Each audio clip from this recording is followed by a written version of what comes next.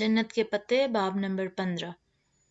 جہان نے بہارے کے سارے کاغذات اسے پہنچا دیے تھے، البتہ انقرہ میں وہ خود انہیں نہیں ملا تھا۔ حیا نے اسے ایئرپورٹ پہ سی آف کرنا تھا اور تہران میں اس کی بہن نے اسے ریسیو کر لینا تھا۔ بہارے ایئرپورٹ پہ آخری وقت تک داخلی احاطے کو دیکھتی رہی تھی، شاید وہ آ جائے۔ وہ نہیں آئے گا بہارے، اس نے کہا تھا کہ وہ نہیں آ سکے گا۔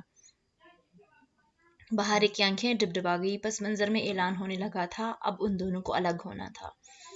کیا ہم پھر کبھی نہیں ملیں گے حیا؟ اس کی بات پہ حیا نے گہری سانس بھری اور بہارے کے سامنے پنجوں کے بل بیٹھی، پھر اس کے دونوں ہاتھ تھام کر کہنے لگی، بہارے گل، زندگی میں انسان کو ہر چیز ویسے نہیں ملتی جیسے اس نے سوچی ہوتی ہے۔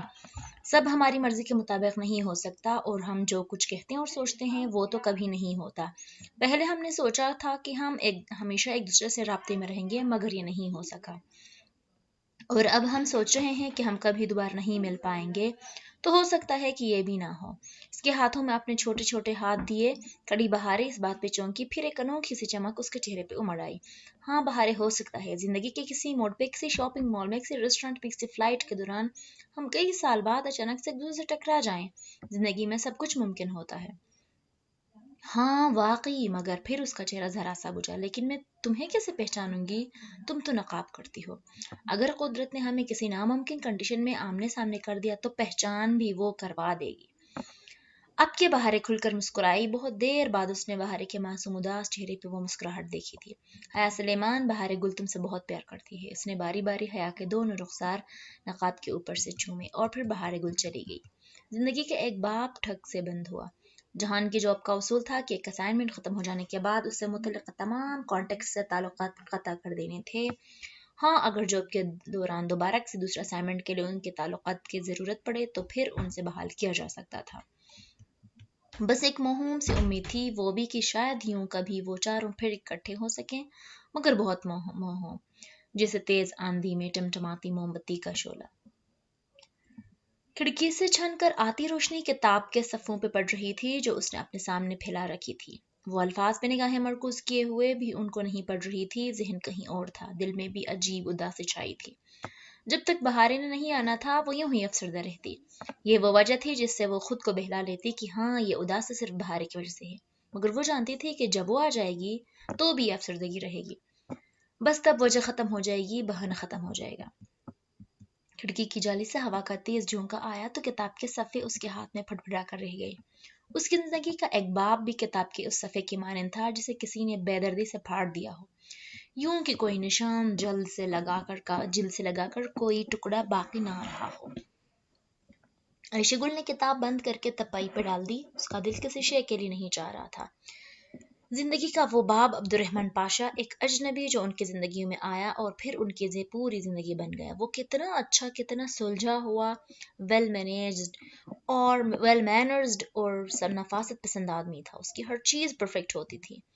وہ اس کے ساتھ بھی بہت اچھا تھا، اس کی رائے کو اہمیت دیتا، اس کی سمجھداری و ذہانت کی قدر کرتا۔ جب عثمان بے نے اپنے بیٹے کا رشتہ پاکستان میں طے کر دیا تو سفیر ان سے ناراض ہو گیا تھا۔ تب عبدالرحمن کے کہنے پہ ہی اس نے سفیر سے بار بار اس موضوع پہ بات کی تھی۔ عبدالرحمن کو جب بھی کوئی خاص کام ہوتا وہ اس کے پاس آیا کرتا تھا، جیسے اس رات وہ حیا کو لے کر آیا تھا جب اس کے بالوں پہ ویکس گری تھی۔ اس رات وہ تو اسے عبدالرحمن لگا ہی نہیں تھا، اتنا رفولیا، بے چین، مضطرب، بکھرا سا، مگر جب اسی رات کی صبح ہوئی تو وہی پرانے والا عبدالرحمن بن گیا تھا، بلکہ وہ بن گیا تھا جو اس تھپڑ کے بعد بنا تھا۔ اچھی لڑکیاں جلد بازی نہیں کرتی، مگر اس سے ہو گئی تھی۔ وہ تھپڑ اس کے اور عبدالرحمن کے درمیان ایک ایسی سرد دیوار بن گیا جسے وہ کبھی پاٹ نہ سکی۔ اس نے عائشہ کو اس تھپڑ کے لیے کبھی معاف نہیں کیا۔ وہ تو اب ان سے بہت دور جا چکا تھا۔ بہارے آنے اور وہ خود، وہ سب اس کو بھلا دیں گے کیا؟ پاشا بھی تو اپنے کاموں میں مصروف سطحی سا آدمی تھا، مگر آنے، اس نے نگاہ اٹھا کر دیکھا، کمرے کے دوسرے کونے پہ آنے بیٹی سویٹر بن رہی تھی۔ پچھلے اور اس سے پچھلے دونوں سرما میں انہوں نے عبدالرحمن کے لیے سویٹرز بنے تھے، اس دفعہ بھی وہ اپنی روٹین دہرا رہی تھی۔ وہ دیکھتی تھی کہ کس طرح آنے فون کے بیل، دروازے کی دستک اور ہر آہٹ پہ چونکتی، پھر عبدالرحمن کی خیر خبر نہ پا کر مایوسی سے اپنا کام کرنے لگتی۔ کیا وہ سب ایک نارمل زندگی گزار پائیں گے؟ ہاں شاید نہیں، مگر ابھی اسے کیا کرنا ہے؟ اس نے بلاؤزر کی جیب سے وہ تہہ کیا ہوا کاغذ نکالا اور اسے کھولا۔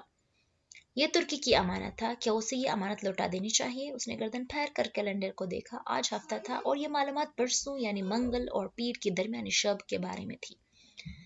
اب صحیح وقت آن پہنچا تھا، وہ ایک فیصلے پہ پہنچ کر اٹھی اور اپنا پرس اٹھا لیا۔ قریباً آدھے گھنٹے بعد وہ اپنے گھر سے بہت دور ایک پے فون پہ کھڑی کارڈ ڈال کر ایک نمبر ملا رہی تھی۔ دیکھ لو عبد الرحمن، عائشہ گل کیا کر سکتی ہے۔ ریسیور کان سے لگائے، اس نے وہ تہہ کیا ہوا کاغذ سامنے کھول کر رکھ لیا، ساتھ ہی کلائی پہ بند ایک گھڑی دیکھی۔ ان کو اس کی کال ٹریس کرنے میں 9 سیکنڈ لگنے تھے، وہ اسی 9ویں سیکنڈ کال کاٹ دے گی۔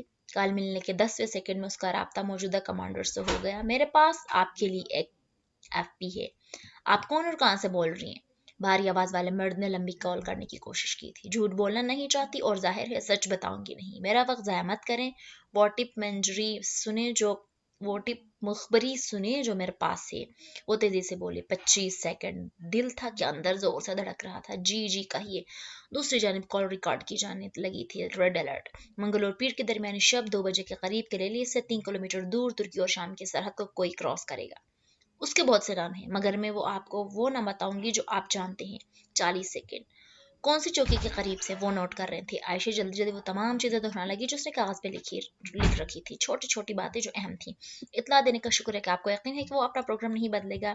اسی سیکنڈ۔ نہیں، مرحبا۔ اس نے کھٹ سے ریسیور رکھا اور پھر دل پہ ہاتھ رکھ کر چند گہری سانسیں اتار لی۔ اللہ، اس نے کر ہی دیا تھا۔ یہ تو ذرا بھی مشکل نہ تھا۔ اب وہ آہستہ آہستہ سانس لیتی اپنے پھولے تنفس کو بحال کرنے کی کوشش کر رہی تھی۔ دل تھا کہ بری طرح دھڑک رہا تھا۔ عبد الرحمن، دیکھو عائشہ گل کیا کچھ کر سکتی ہے۔ وہ پلٹی اور سر جھکائے تیز چلتی کیب اسٹینڈ کی جانب بڑھ گئی۔ اسے جلد سے جلد گھر پہنچنا تھا تاکہ آنے کو شک نہ پڑے۔